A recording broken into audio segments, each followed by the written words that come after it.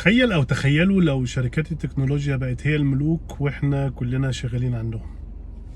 ده بالظبط اللي بيطلق عليه الاقطاعية التكنولوجية او التك فيوداليزم.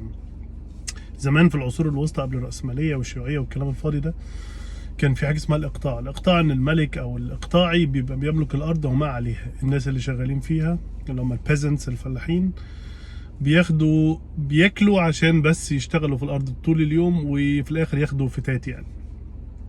ده بالظبط اللي العالم رايح له دلوقتي. العالم بيتكلم عن حاجه اسمها تك فيوداليزم، ان الشركات التكنولوجيه اللي بتمتلك التكنولوجيا بتاعت الاي اي والبلاتفورمز اللي احنا كلنا شغالين عليها هتوصل لمرحله من الغنى والثراء والسطوه، ان هم يبقوا الملوك الجداد واحنا كلنا شغالين عندهم.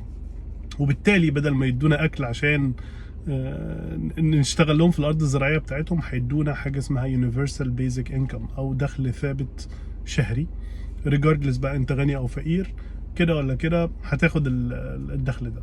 يجي حد يسال يقول طب واتس ان ات فور ذم؟ هم مستفيدين ايه؟ مستفيدين حاجات كتير. اولا لان لو الاي اي بقى دومينانت ده هيخلي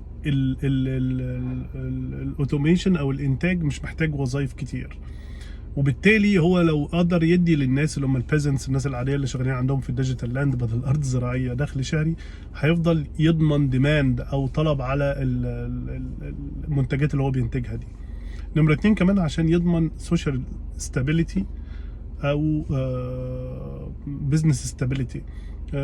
ودي طريقتهم. سام التمان لو انت سالته بعد ما عمل التجربه دي على سمول سكيل، وايلون ماسك، دي طريقتهم في اعاده تصميم المجتمع. فالعالم كله بيتكلم عن الموضوع فعلا سكيري.